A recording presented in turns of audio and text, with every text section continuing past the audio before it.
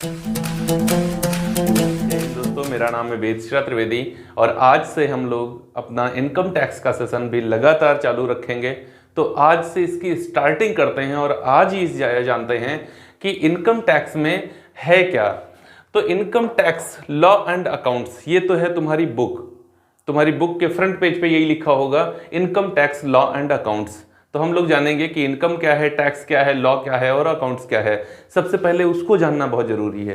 देखिए, कोई भी बुक पढ़ने जाइए तो सबसे पहले जो उसका टाइटल दिया गया है, उस बुक का जो नाम दिया गया है, उसको सबसे पहले समझने की कोशिश करिए। अगर उसको समझोगे तो 20 से 30% तो चीजें आपको ऐसे ही समझ में आ जाएंगी।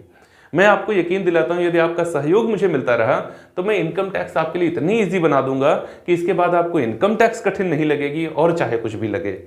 चलिए, तो हम लोग इनकम टैक्स को देखेंगे। इस समय मेरा वर्तमान में जो असेसमेंट ईयर चल रहा है वो 2021-2022 है। असेसमेंट ईयर क्या होता है इसको हम लोग आगे जानेंगे। आज कुल मिलाकर अपने इस लेक्चर में हम ये जानेंगे कि हमारा इनकम क्या है, टैक्स क्या है, लॉ क्या है और अकाउंट्स क्या है। तो सबसे पहले जाने कि इनकम क्या है। देखिए, एक अगर व्यवसाय की बात करें, वैसे इनकम टैक्स में इनकम को डिफाइन नहीं किया गया है, इसकी कोई परिभाषा नहीं दी गई है, सिर्फ ये बताया गया है कि इनकम क्या है। अगर व्यवसाय की बात करें तो व्यवसाय की लागत के ऊपर का जो अतिरेक है उसे इनकम कहा गया है। अगर किसी व्यवसायी ने 50 लाख रुपए का माल बेचा और उस माल को बेचने में 40 लाख रुपए उसका खर्च हुआ था, तो 40 लाख रुपए को हटा दीजिए, जो 10 लाख रुपए ऊपर की लागत आई, उसकी प्राप्ति हुई है उसको, वो आय है। एक प्रोफेशनल व्यक्ति जो सिंगर है, वो गाना गा रहा है, गाना गाने की जो फीस लेता है वो उसकी इनकम है। एक डांसर कोरियोग्राफर है, डांस सिखाता है लोगों को, तो वो जो उसका पैसा ले रहा है वो उसकी इनकम है। एक एडवोकेट जो लोगों का केस लड़ता है, उनको न्याय दिलाता है, बदले में जो पारितोषिक लेता है वो उसकी इनकम है। एक चार्टर्ड जो व्यवसाय के लेखों को दुरुस्त करता है, उसके बदले में जो पैसा लेता है वो उसकी इनकम है। एक मजदूर जो मजदूरी करता है, बदले में उसे पारिश्रमिक मिलता है, जो पारिश्रमिक मिलता है वो उसकी इनकम है। एक एम्प्लॉई जो अपनी सेवाएं देता है, बदले में पारितोषिक पाता है, सैलरी, वो उसकी इनकम है। तो उम्मीद है इनकम आप समझ गए होंगे, ये इनकम है।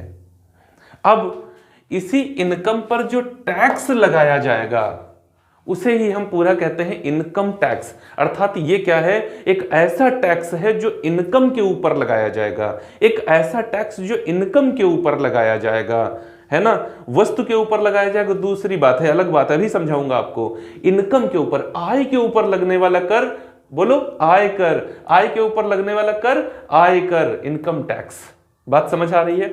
अच्छा, फिर ये लॉ क्या है और अकाउंट्स क्या है।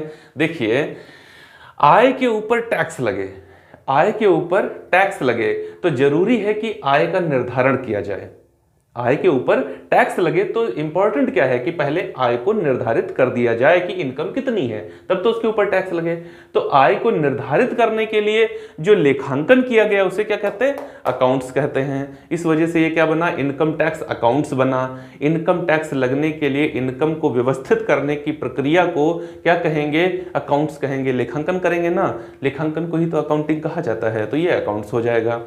अब ये अकाउंटिंग कैसे करी जाएगी, इसके नियमों का पूर्व निर्धारण किया जा चुका है, इसके नियमों का पूर्व निर्धारण किया जा चुका है। तो इस प्रक्रिया का पूर्व निर्धारण कर दिया गया, जहां पर इसकी पूर्ण व्याख्या करी गई है, उसे क्या कहा गया, लॉ कहा गया।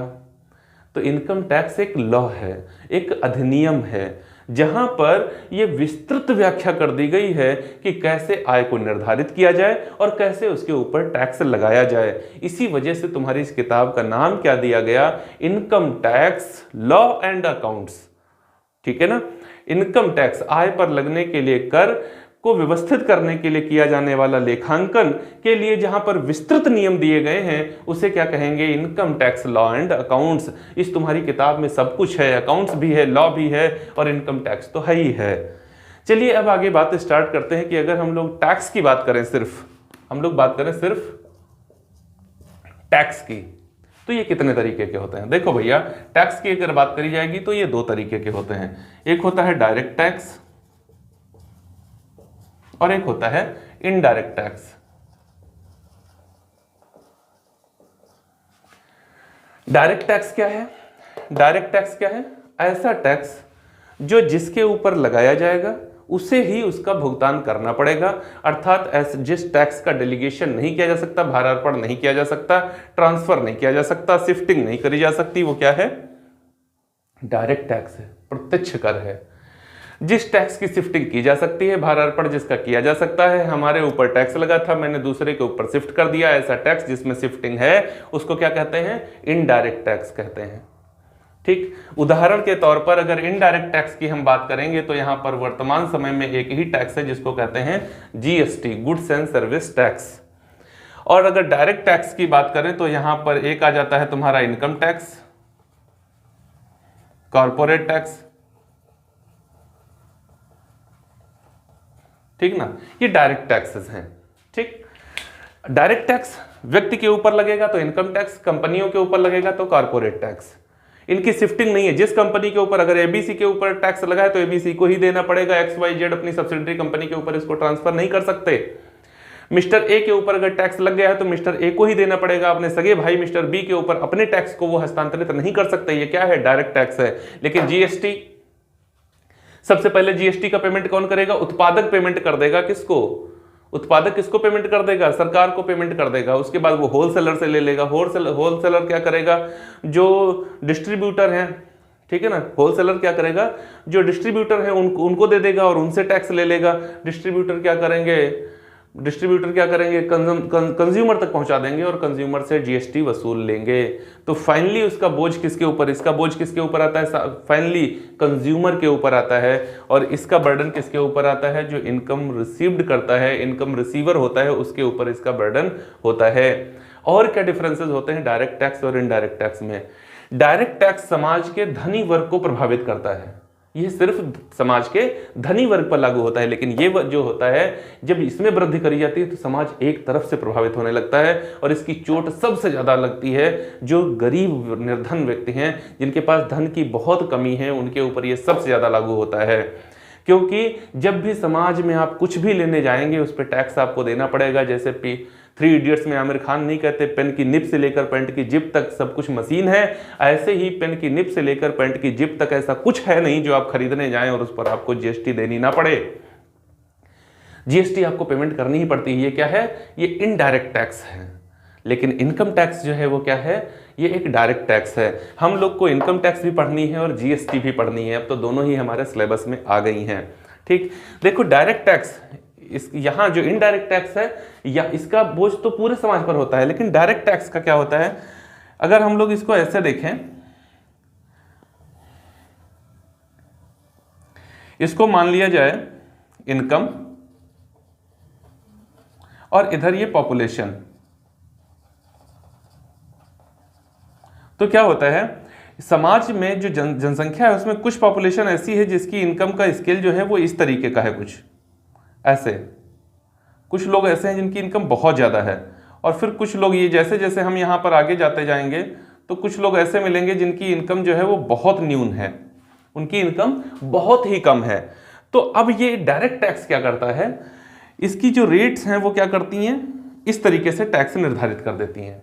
जिसके पास जितना ज्यादा धन है, जिसके पास जितनी ज्यादा कमाई है, धन नहीं, ये वेल्थ टैक्स नहीं है, ये इनकम टैक्स है। जिसकी जितनी ज्यादा कमाई है उसके ऊपर उतना ज्यादा टैक्स है। तो क्या किया जाता है? देखो इनके ऊपर जितनी ज्यादा कमाई थी उतना ज्यादा टैक्स। तो इनकी ये जो ऊपर वाली इनकम थी इस सबको क्या किया जाएगा? गवर्नमेंट के द्वारा कलेक्ट कर लिया जाता है। किस रूप में? टैक्स के रूप में। और फिर इसी टैक्स को कहाँ ट्रांसफर किया जाता है? इन लोगों पर ट्रांसफर किया जाता है। ये जो लोग यहाँ पर हैं जिनकी इनकम बहुत कम है, इन लोग को क्या दिया जाता है? इनको मेडिकल की सुविधाएं दी जाती हैं, इनको शिक्षा की सुविधाएं दी जाती हैं, सड़क परिवहन की सुविधाएं दी जाती हैं, लाइट की सुविधा दी जाती है। ये सारी सुविधाएं गवर्नमेंट कहां से लेके आएगी? गवर्नमेंट कुछ और थोड़े है। गवर्नमेंट क्या है भैया? तुमसे पैसा लेगी और तुम्हारे ऊपर ही खर्च करेगी। तो इस तरीके से ये डायरेक्ट टैक्स लागू होता है। बात क्लियर है ना? तो आज हम लोगों ने अपने इस वीडियो में सिर्फ ये देखा है कि income tax law and accounts क्या होता है और डायरेक्ट इनडायरेक्ट टैक्स में डिफरेंस क्या है।